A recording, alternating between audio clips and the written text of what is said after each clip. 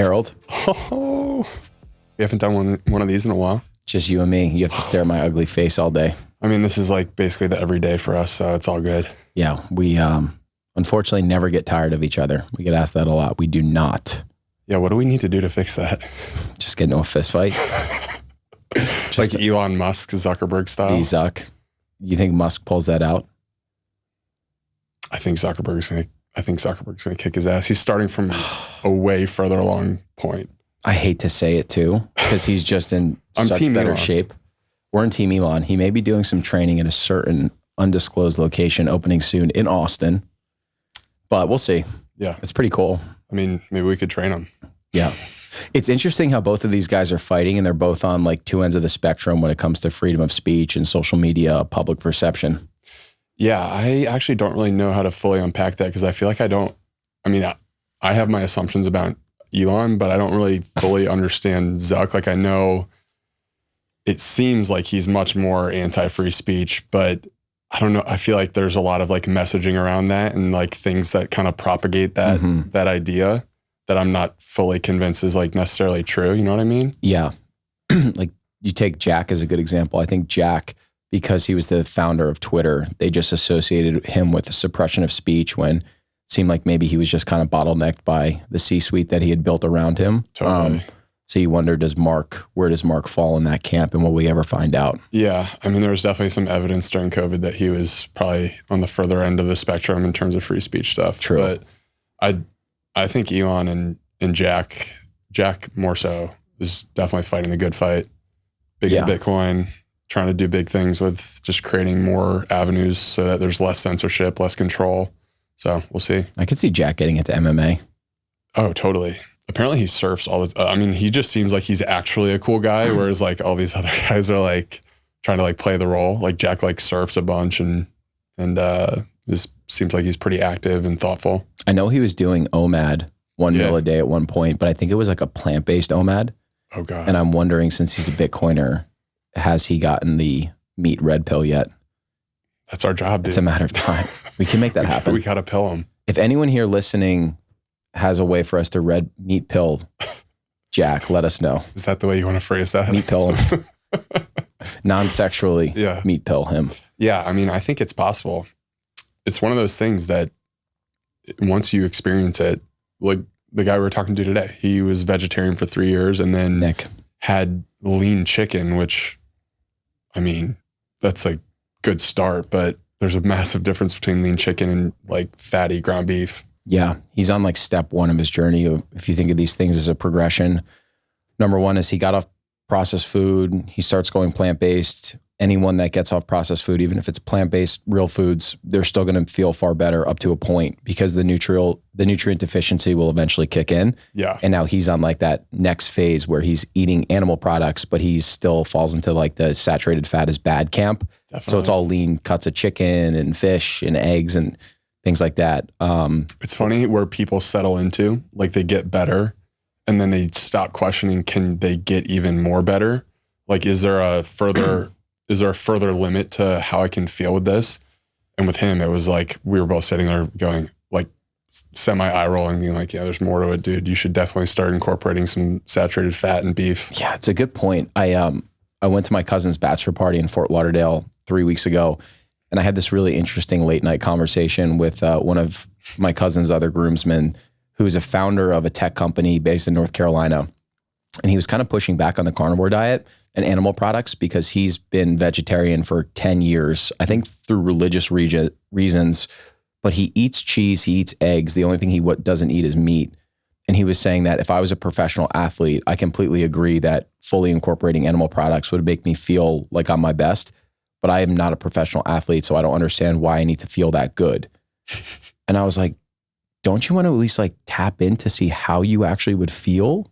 I also just totally disagree with that like perspective. Why would you not want to feel like a professional athlete? Exactly. Like that blows my mind. Like those guys probably, I mean, I know that they feel amazing. They're as fit as they could possibly be. There's no setbacks in their health other than injuries through playing sport. And it's like, yeah, if you can operate at that physical level, why wouldn't you try to do that? Yeah. The point that he brings up is something that we've talked about before. And it's like, how do you convince someone that's maybe not in the best shape or the best metabolic health to actually incorporate some of these products? It's very difficult because most people, their baseline is so low, but it's almost like consistently flat, where sometimes it takes like a traumatic event or a disease or an illness to force you to start being so intentional about your health. You start reincorporating these really good foods that we know work and our audience knows works for us.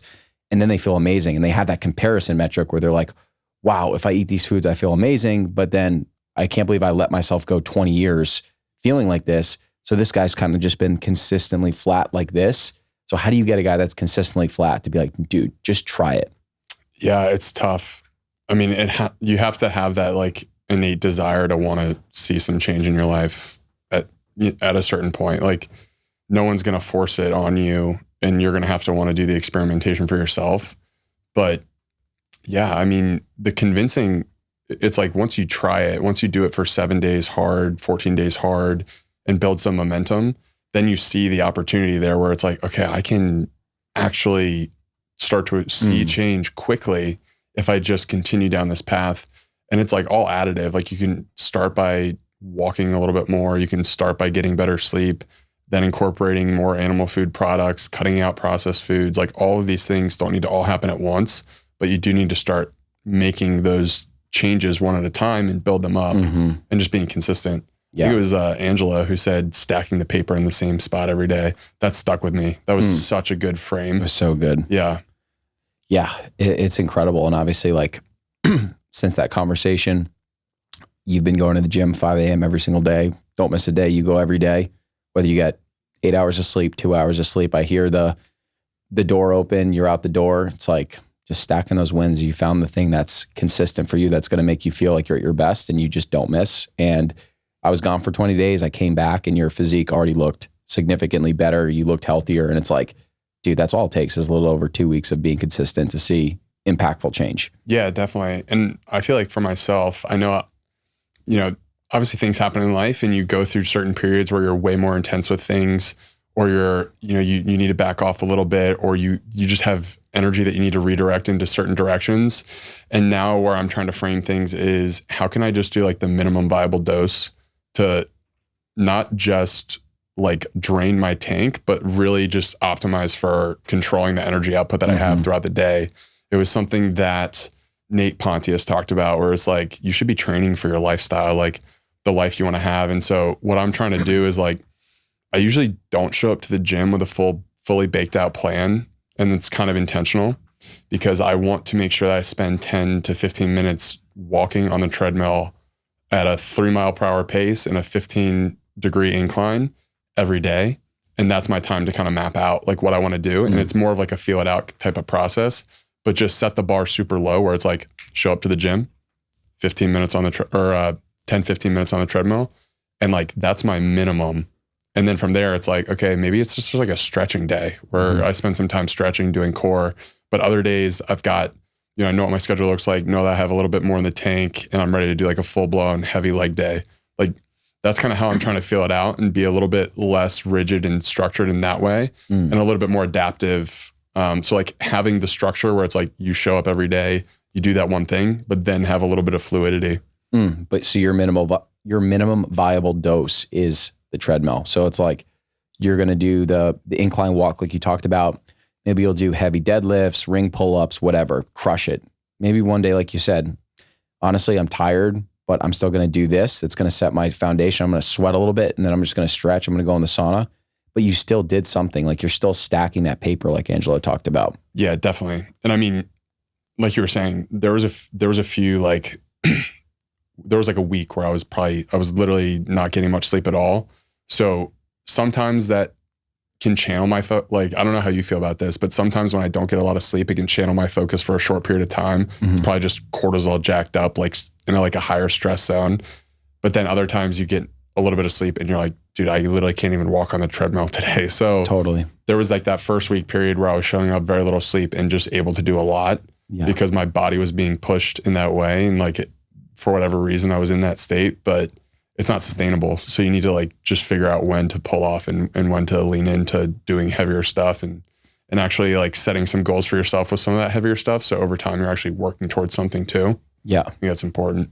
Yeah. You touch on a good point. And I know Stan Efferding, who's like the GOAT with strength, fitness, all that good stuff. He says, what does he say? He says, if you're skipping sleep so you can go to the gym, you're essentially skipping over $1 bill to pick up a dime. And I get what he's saying by that. Cause like if you want to optimize your hormones, 8 hours of sleep, doing an afternoon training session, all that stuff is super valuable. I'm sure the science backs it up, but that's also not why you train and not why I train. It's like, we're busy guys. We're building 2 brands right now. We're injecting our heart and soul into both of those things. And sleep is just going to have to be compromised sometimes. But we both know that if you do just get your ass up and go to the gym, even if it's for a 30-minute session, the mental clarity that you get from that sweat, from that session, that's why you're doing it. Because Harry, when he trains at 5, is a fundamentally different person than Harry, the version of Harry who doesn't train at 5 o'clock. You said this a while back and it stuck with me. It was something along the lines of, we were doing those runs early on in the year, 3-mile runs. And afterwards, we always felt so good. And it was just like, how can we afford not to do these 3-mile runs when we know that it brings out the best in ourselves? And I think if you're someone who's looking to do something big, start a company, have a creative project, or make like a big change in your life, whether it's like leave a job and like just build some momentum, it's important to show up every day the best version of yourself. And if you can do that through actions that you are under your control, like, yeah, maybe you wake up and you're tired as shit and you don't want to go to the gym, but just knowing that you can just do that 3-mile shakeout run or a mile shakeout run. Like for me, it doesn't even feel like I need to do that much to get to that, like, all right, I'm like focused and in a little bit of a flow state zone. Like it's just focused work on something and moving the body. Yeah. The place that we live now, if you run a big loop around the neighborhood, it's about 1.5 miles. And that alone, by the time the 1.5 miles is done, obviously it's Austin, so it's 100 degrees. I'm sweating. My heart rate's over 150, 160. That's the goal right there. You feel incredible. And it could take 15 minutes if you're running a 10-minute mile, which is nothing. And you feel so good. Like I remember we were going to church and I had to give my testimony. So I was a little bit nervous for that because I had never publicly spoken about my faith. And I was like, I don't want to just like go into this cold turkey. I want to at least do something that's going to put me into that ideal state to speak in front of people. Yep. And I was like, I'm going to do that. I just need 1 loop. I did 1 loop. I felt amazing. I showered. I went there and I did the thing and that was it. Dude. And it's also the other side of that is, so I think maybe 2 weeks later, I was doing like the announcements at church and I showed up like unprepared, empty tank of gas, and just didn't do a good job with just presenting myself in the way that I would want to. And it was all because I just didn't do those like fundamental things in the morning. Like I think it was the morning that I got back from that hunt and I got back, I wasn't even planning on coming back. I woke up at 4, drove 2 hours, like showered, ate some food and went to church and gave the announcements and was just totally flat and didn't project myself in the way that I wanted to. And that is what happens when you don't do the little things to show up for yourself and like put the best foot forward. Yeah. Yeah. It's a good point of accountability that I feel like a lot of people wouldn't admit to, but like even just 20 minutes of prep, whether that would have been just looking at your phone, having a sense of what you wanted to say, 20 minutes of workout, whatever, that's all you would need. And then you just learn from it and you're like, great, boom, I learned from it. Never going to happen again. Yeah. Yeah. Don't negotiate with yourself with that stuff. Yeah. So I know for us, the real point of this session today, so we haven't sat one-on-one literally in over a year. I was looking back at the podcast. We used to do it more virtually when I was in San Diego. You were here. And we were just trying to fill slots. Yeah. We've had on so many incredible guests that we've learned from, so many experts, so many people that have like shared their vulnerable stories, their expertise, their skill set. It's amazing. That's always going to be a focal point of the show. But we want to give a lot more time for you and I to be able to talk on topics that we bring up on the show and feel like we have expertise in. We're definitely going to do another solo rip on nutrition, probably similar to what we used to do a year ago. But for this, a topic that has been coming up more consistently in some of the podcast episodes we've recorded, things we've talked about, we feel particularly passionate about men in their 20s. There's just this, or people in their 20s, it could be women too. There's just this general sense of people in their 20s being lost. They're in a job they don't love. They're not living the life they want to live. And they don't necessarily understand how to dig themselves out of that rut. It's obviously something incredibly personal to us because up until a year ago, we were those people.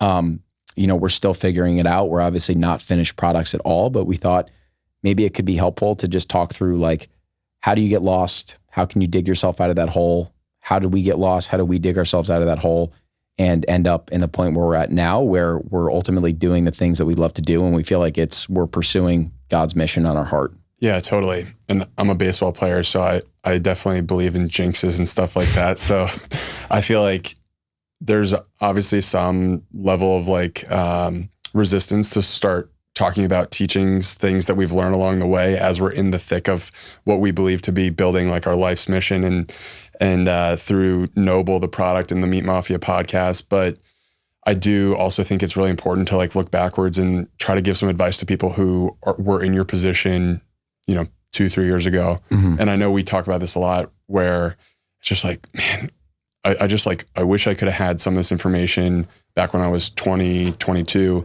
And there was and definitely that information was definitely out there. Like people like Tim Ferriss was someone that I would lean to. And I think that was like kind of the person who planted seeds for me wanting to eventually do something for myself, but never listened to it. So I think it's important to just set the stage where it's like, the information's out there. It's all about coming across it at the right time.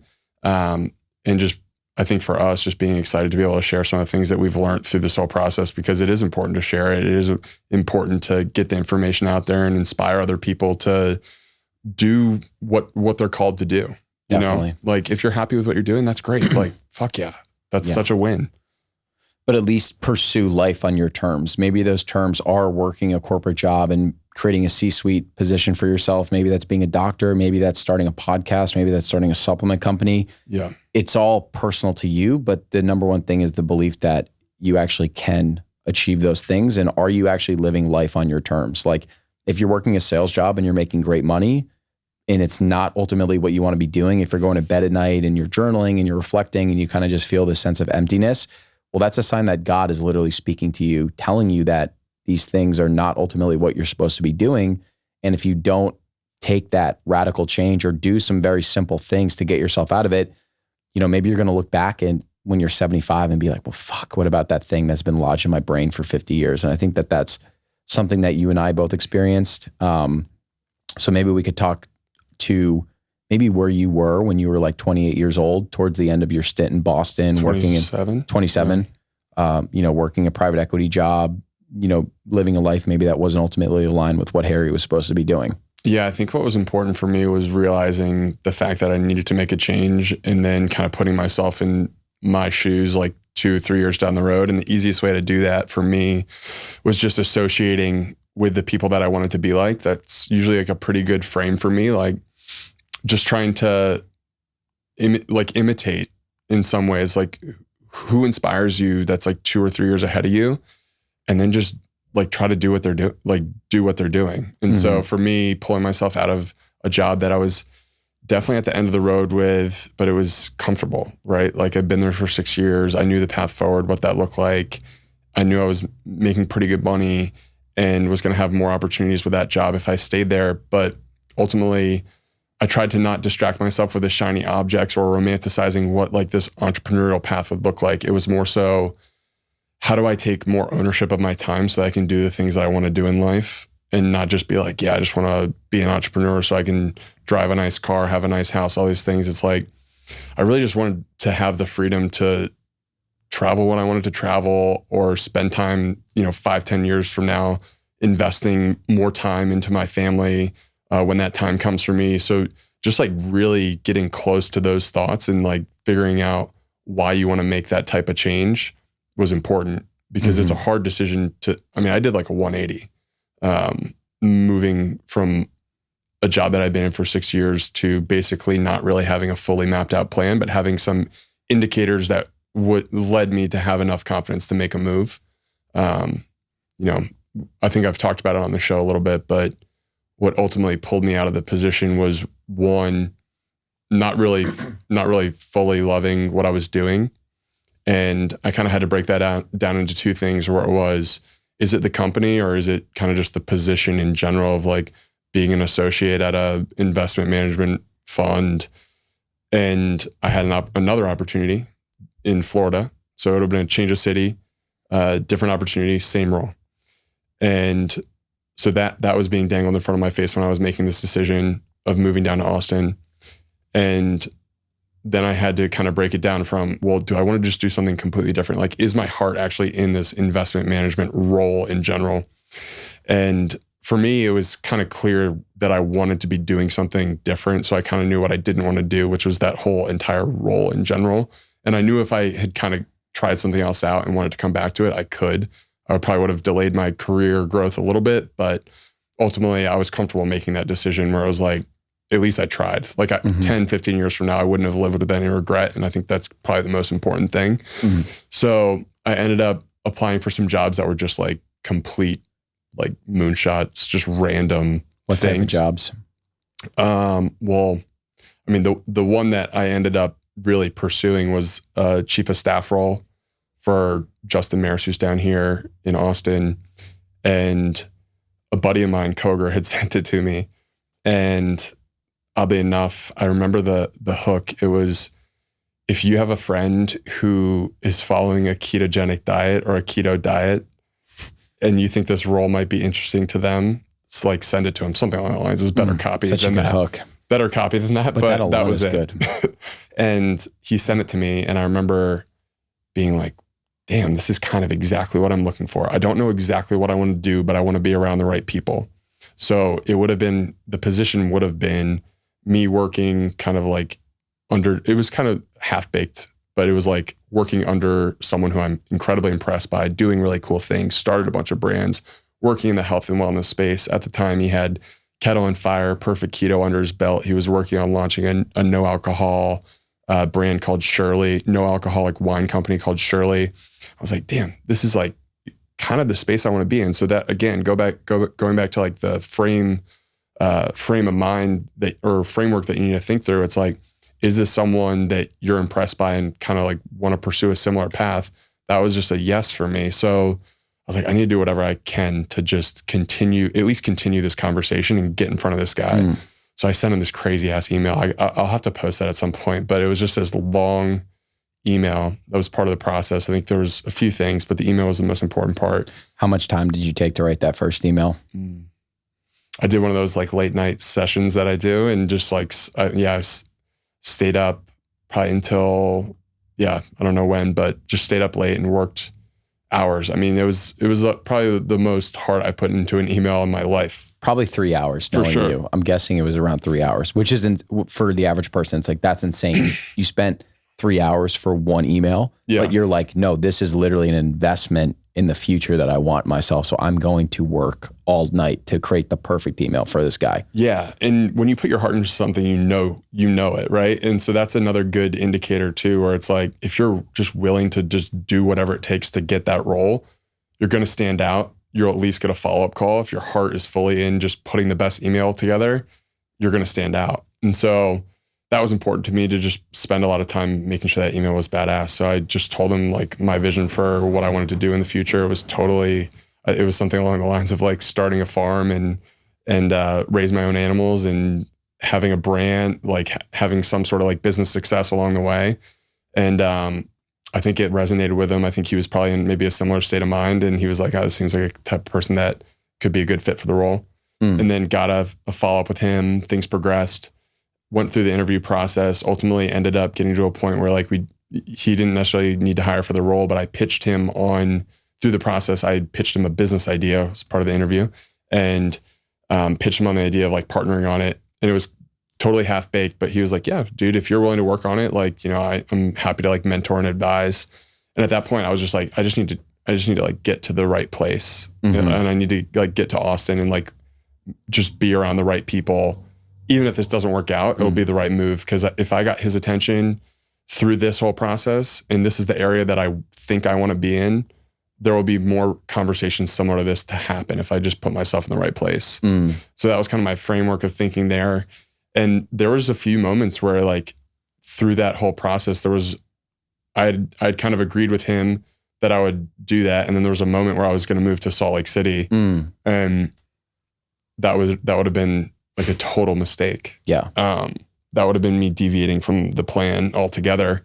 And so I had a few buddies who kind of talked me out of that, Bennett and Casey. And they were just like, dude, what are you doing? You definitely need to be in Austin if you're going to make this thing work. And I was like, yeah, they're right. And so moved to Austin, moved out of my place in Boston, got down here, quickly tried to start implementing myself in different pockets of the community down here. And that was really just the most important thing I could possibly do, is just being around different people doing things that were at least interesting to me, that could inspire me in some way to like piece together this person that I wanted to end up being. Yeah. God, there's so much good stuff that you just said. I'm going to try and figure out how to parse out some of the questions that I had or nuggets to pull. It was all over the place. No, it was so good. I feel like I even learned more about you from that. But the first decision tree that you went through was like, is it the job or is it the location itself, the geographic location? So you were like, all right, I basically have the same job that I could do in Florida. Dude, in this job, I was like, it was like West Palm Beach, better pay. Oh yeah. It would have been like, that would have been like the mega trap. Yeah. Like if I wasn't I needed to be fully sure that I was ready to go with like another similar setup. No, for sure. But the reason why I say that and why it's so important is that for some people, it's like you should actually ask yourself, is the job right for me, or is just the location maybe wrong for me? Like maybe you're in a financial role and you actually like the work itself, but maybe you don't like the company or you don't like the city that you're in. Maybe you need to go New York to Austin. Maybe you need to go LA to Miami. Like you should actually sit with yourself and think that. Like maybe you actually just need a location and lifestyle change and can still do the same work. And maybe that's your catalyst for doing really, really good work and be able to crush it. But you have to ask yourselves those questions. So for you, it's like you ask yourself that question. You were like, no, Florida, even though it would be amazing, my lifestyle would be better, this ultimately isn't the work that I want to be doing. But you found the guy that was in this general sphere of the stuff that you were interested in. It was like you had gone keto, you had gone paleo, you were reading the carnivore code. You bought me a copy of the carnivore code and sent it to me. I was using his products. You were using his products, and you saw this guy that was like, I don't necessarily know completely what the role is, but this is a guy that I can learn from. This is an industry that I want to be in. I can combine my business skill set in this health and wellness space, and I'm going to do whatever I can just to get on this guy's radar, because I know that if I do that, really good things will happen. Yeah. And another thing too, there was a lot of layers to the whole thing too, right? Like, I was in a role that I probably shouldn't have been in to begin with. Like, I think that my gifts are like, it's weird talking about that, but like, I think my skill set is just better suited for something that's more marketing, more creative. And that wasn't really able to be like brought out in me in the role that I was in. And so there was layers of like, yeah, it could have been the company. Yeah, it could have been the team that I was around, it wasn't like all these things that were like considerations of like why you would want to leave a job. Yeah, maybe it was the city that I was in. But yeah, for me, it was just kind of a lot of unanswered questions that I was like, I just need to do a hard break here and just kind of put my back against the wall a little bit so I would be forced to answer some of those questions. It's another good nugget, because I think a lot of people maybe haven't taken the inventory of themselves to think about like, what actually is my zone of genius? What are my gifts? Like you should literally go on a notepad. We've both done this, and make a list of the things that you think you're really fucking good at.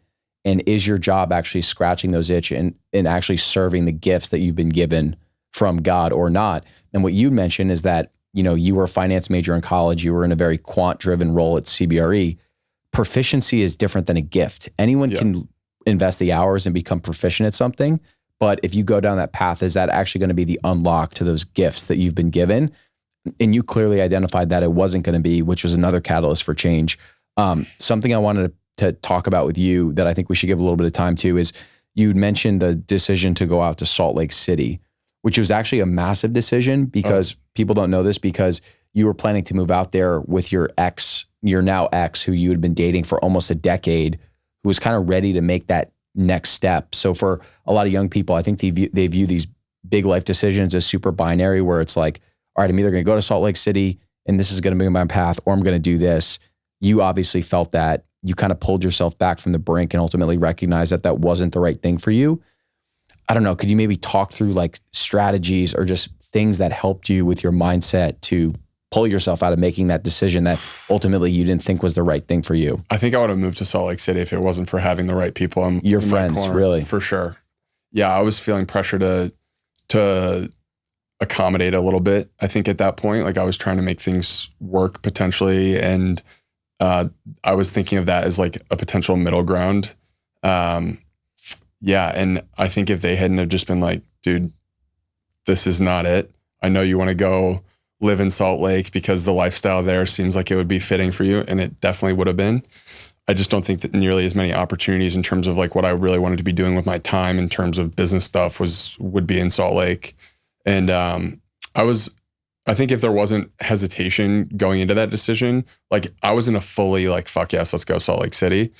If there wasn't a little bit of hesitation and reluctance there, then I probably wouldn't have been receptive to them saying that to me, but there was. So I think just being open to, just having the right people in your corner, and then being open to like feedback from people that you actually trust and care about. These are like my 2 roommates from college who I lived with for 3 years, lived with one of them after college. Like these are like my best friends, So when they said that, I'm like, all right, they're seeing something I'm not.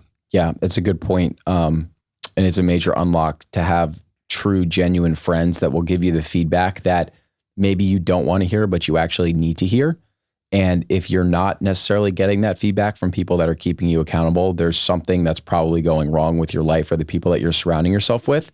But something you can do is, if you feel like you want that honest accountability, Greg Schoenberg told this to us on our episode, is ask your closest friends to send you an email, to have them put some time into it, and just address the actual weaknesses that they think that you have. So you can read it, you can digest it, and you can actually improve upon it. Like everyone should be going through that feedback of having that accountable feedback so you can take ownership from your friends.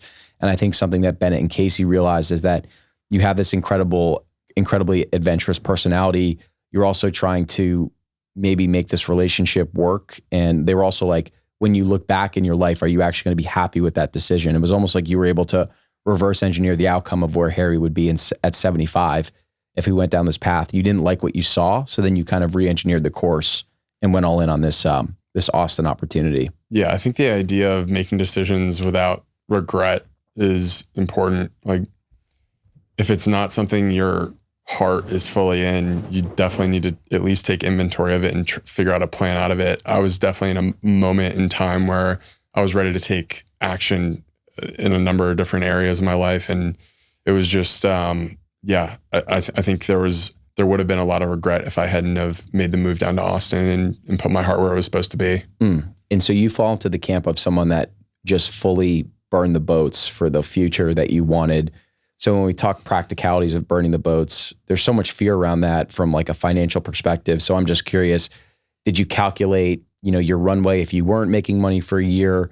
Did you sell investments? Did you sell your 401k? Like, I don't know, just maybe some practical things that you did or didn't do that you think could be helpful for someone that's like, I need that hard break. I have to just quit. I don't know what the next opportunity is, but I need to get out of this job so I can figure out what that calling is that I'm supposed to be doing. Yeah. I think the answer is I didn't calculate a burn rate, but I calculated I came to terms in my head that I was willing to go to zero because I knew I didn't have enough answers in my life that I had formed for myself, that what I wanted to be doing with my time was what I wanted to be doing with my time. Mm-hmm. So I effectively told myself, I'm willing to just like drain it, like just restart the whole thing in order to figure out what I wanted to do. Because in my mind, it's like, why would you not? You're sacrificing your entire future if you don't have those answers. Mm-hmm. Like if we weren't sitting here right now doing what we're loving doing, like, can you imagine a different world? Like you have to kind of figure out really where you want to be, and it adapts. Like that changes. But I think I had just gotten to a point where I was very complacent in life in general, and I really needed to shake it up and just accept the fact that there's probably a real outcome where I do like really impair my finances because I just want to figure out what I really want to be doing with my time for the rest of my life. Yes. Things will work. If you look in over a long enough time period, it'll work out. Yes. But you need to figure out what you want to be doing. So you're doing work that actually means something to you. Yeah. You had basically accepted the fact that on this path, you're going to have to literally kill me to stop me. So as a result of that, you're willing to go to zero to make this thing work, like you just said. And I think the issue that a lot of people make is that when they're pursuing this entrepreneurial or quote unquote unconventional path, they cling on to these like corporate notions of success. So like so many people self-identify with the money in their bank account, the 401k, like this security buffer. And it's like, yes, that all makes sense if you have overhead, if you have children, if you're working this corporate path. For you, you're like, I'm young, I'm single, I'm now going to go down the entrepreneurial path. So it's actually might be more valuable for me to sell my 401k that would maybe return 8% a year and make me X amount of dollars when I'm 75 and I'm about to croak, versus like if I could take this capital, it's going to get hit with a tax, but then I could invest it into my business. What if I could build this incredible brand that would make me way more money than a 401k would ever make? And there's a risk associated with doing that, but there's also a fucking massive risk in staying in something that you're not meant to do. We don't think about risk from that perspective, and it drives us insane. Yeah, no, it's such a good point.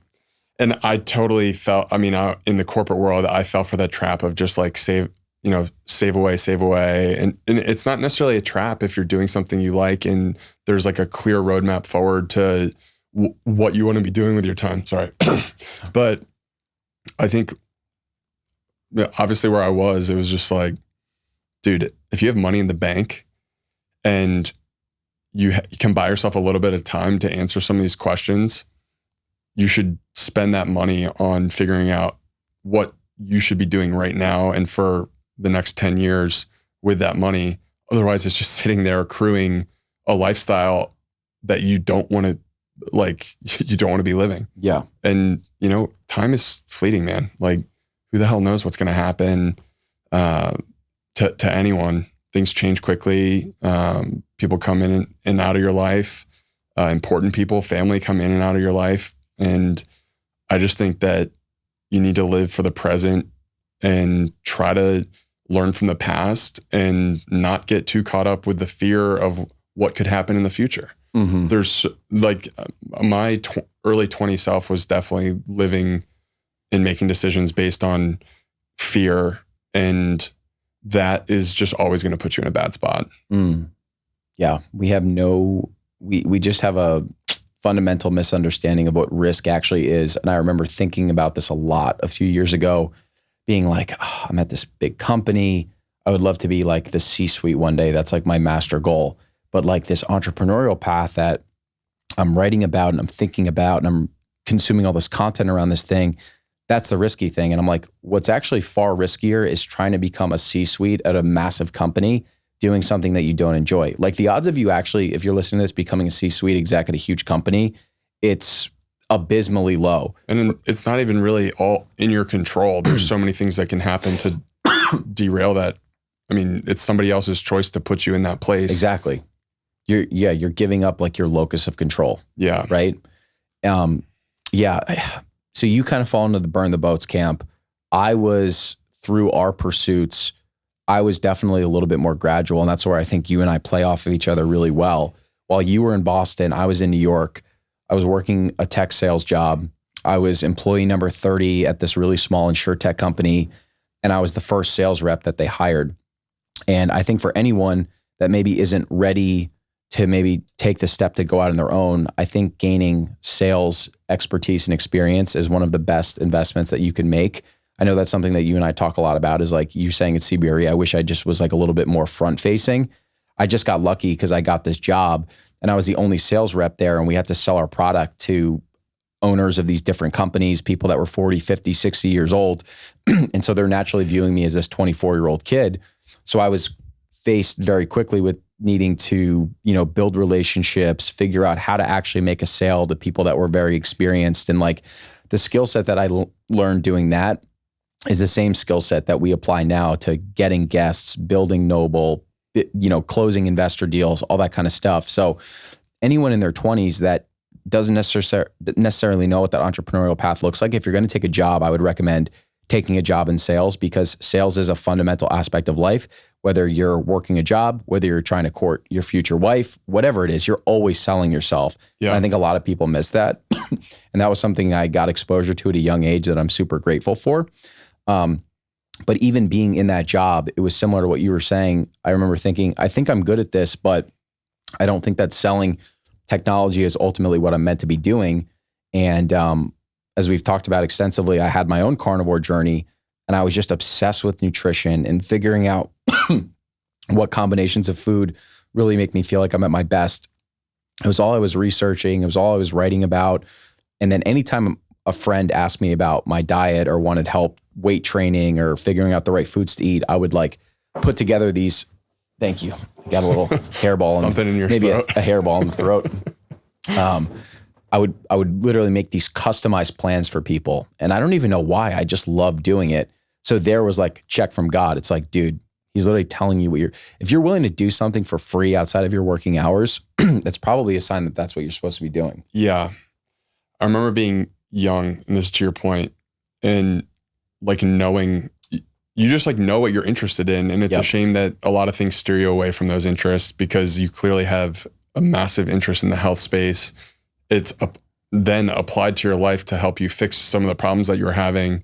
So there's like multiple layers to it.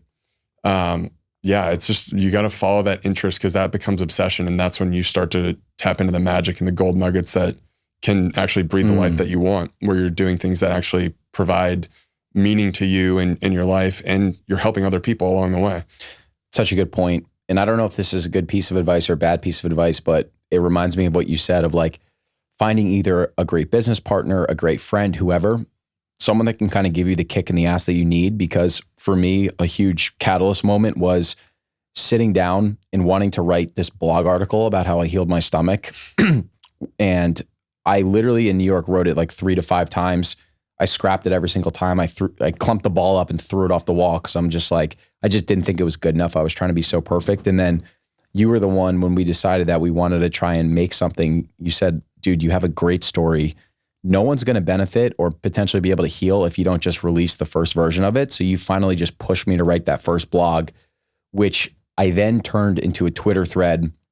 I had joined Soul Bra's Discord group because I had followed Soul Bra for 2 years. And I was like, if there's ever an opportunity for me to maybe connect with him, it's this smaller community where I'll get direct access to him.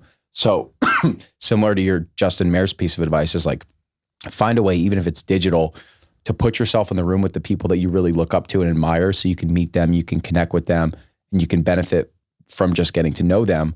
And so I shared the thread in that Discord group. He retweeted it. I got 250 followers. And then for both of us, it was like, okay, threads really work. You can actually build an audience. People are starting to gravitate towards you for your expertise.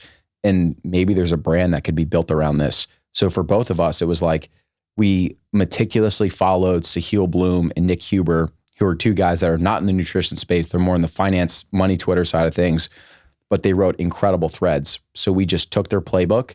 We were like, let's tell really good stories about nutrition, fitness, things that have worked for us, and let's write them really well. Every time we would write a thread, our audience would grow, and we're looking back and we're like, damn, we have like 3,000 followers, 5,000 followers, 10,000. Holy shit, this one thread that blew up got us 50,000 followers. Like, and now we have an entire brand, which then launched the podcast, which now launched Noble, all built off the backs of building an online audience. So I think that's, I don't know. I just think that there's so much value for someone and just figuring out what your social media platform is and just start building an audience, even if it's for free and making no money. Definitely. Did you realize that you had an ability to write before you sat down and wrote that piece? It's a good question. When I was a kid, I actually loved to write. English was my favorite class. I loved to write short stories, like fiction, nonfiction, whatever. What would you write about? Probably superheroes. Meat Man. But I remember like when you would have to share your share your essay or something with the class, or like your piece of like creative writing. I would love to just share it with people. I actually forgot about that. Just your wacky ideas. My crazy ideas, my descriptive metaphors.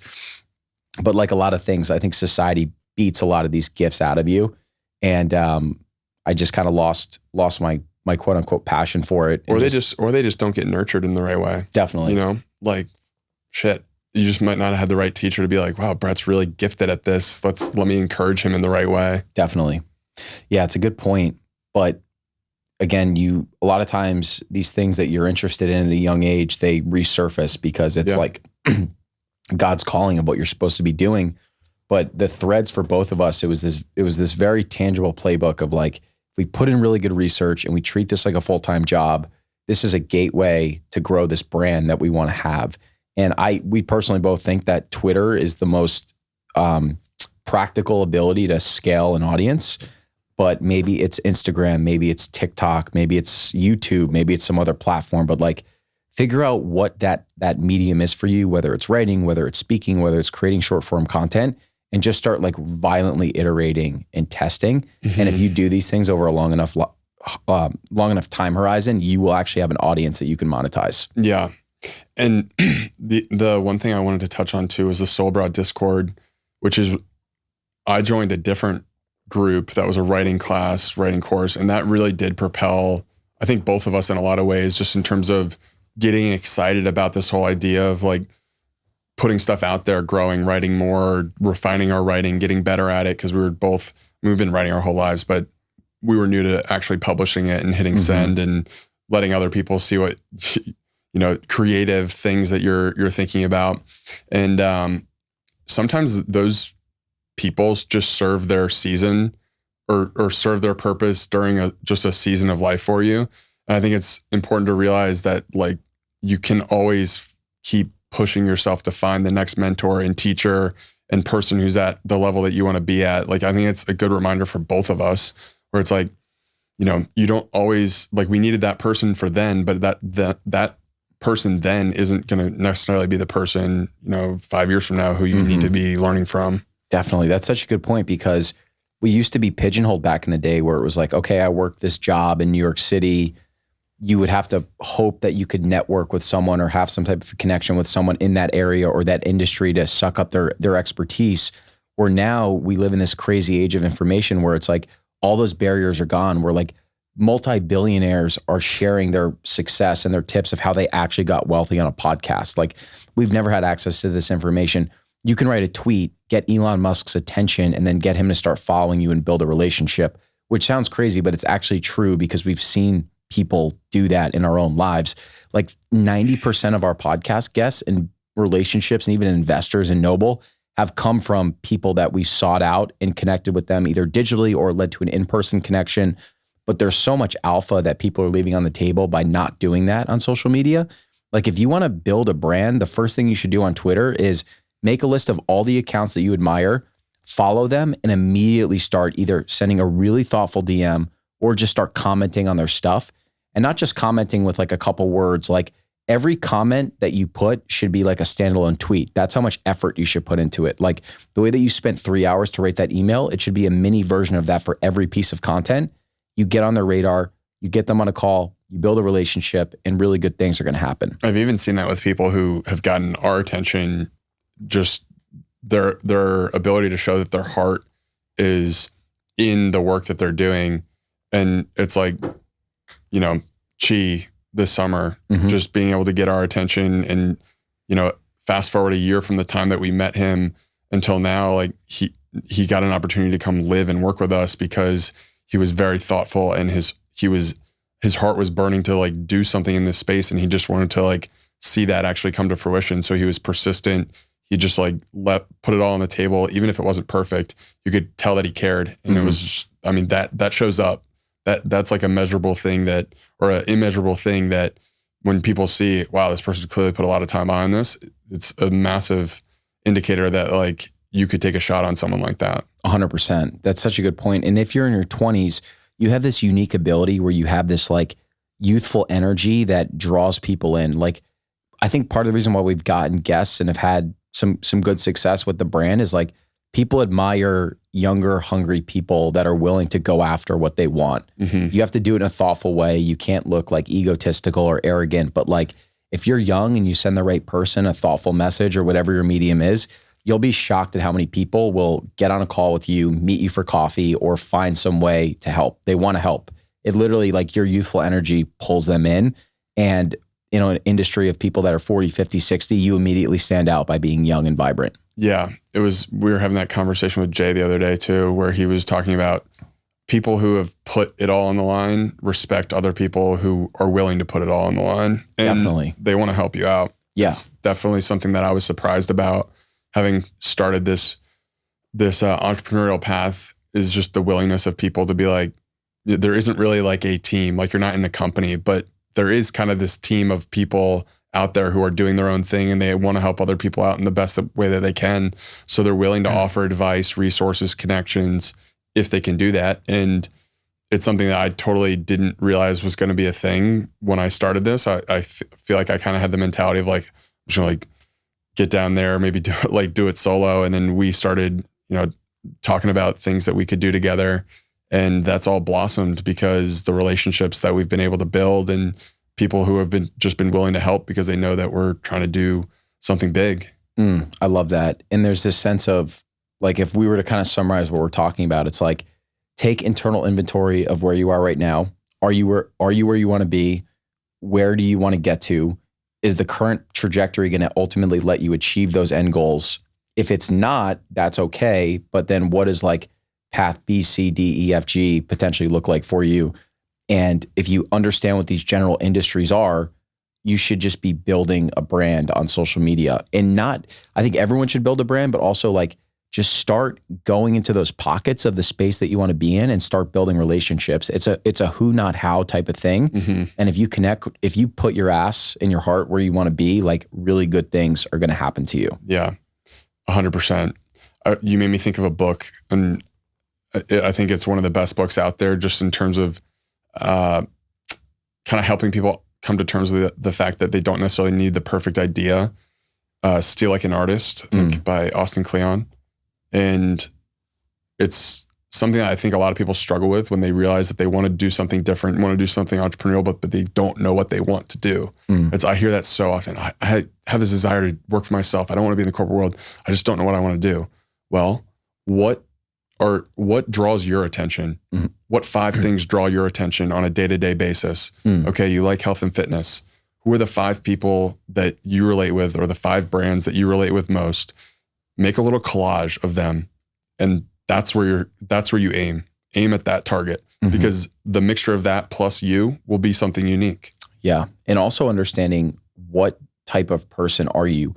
Are you someone that has the risk tolerance where you immediately recognize, okay, this isn't it, I'm willing to quit, calculate my run rate and just figure it out like you did? Or are you someone maybe a little bit more similar to me where you're like, all right, I want to see tangible proof that this is actually a thing that I can go into before I quit my job?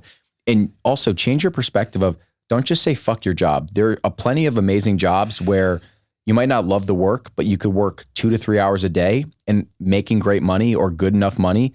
And the rest of your time could be spent on this eventual side hustle or passion project or building a digital brand. Like there's very different approaches, but again, it's like taking that internal stance, getting your health under control, doing meditation practices, journaling, like figure out who you actually are, where do you want to get to? And there's so many tangible steps that you can take.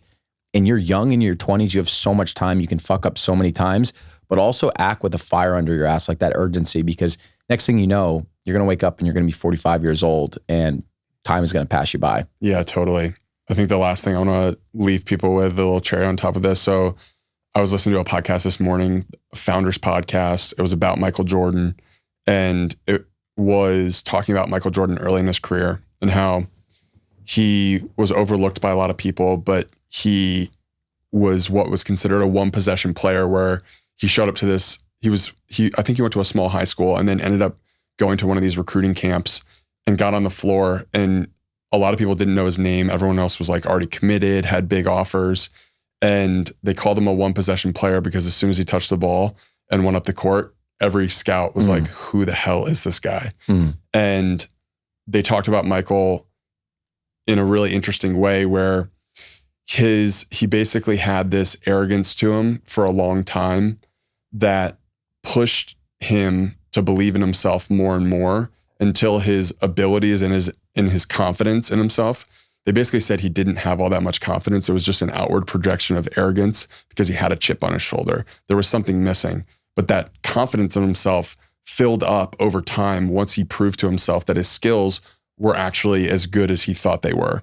So I think it's just a really important point on belief. You're not always going to be like, maybe from the jump, you just need to take a leap of faith, but your belief in yourself over time, as you continue to accrue the reps and just get more information and develop your skills, will grow. You'll get more confident. You'll be able to have amazing conversations with amazing people if you start podcasting today, and 3 years from now, you know, you can land big guests, or 2 years from now, and you can have insane conversations. But whatever it is you choose to start doing today, just do it knowing that you're not necessarily going to need full belief in yourself, but you do need to have some level of belief, and just continue to work on that, because the confidence is a massive factor. If you don't think you can do it, it's not going to happen. Yeah, I love it. I don't even want to add anything to it, because that's so good and so powerful. We probably could go for 3 hours. This is what it's like living with a meat mafia. This is what we talk about all day long. Jose's tired of it. He doesn't want to hear this shit anymore. Has he muted our mics yet? But we're about to get kicked out of studio. We're definitely going to do a deep dive. We'll share some resources that were helpful for us too. But definitely let us know what you think. If you like the one-on-one style, we're going to start doing a lot more of this. And again, just appreciate all you guys, and we'll talk very soon. Appreciate you. Love it, brother.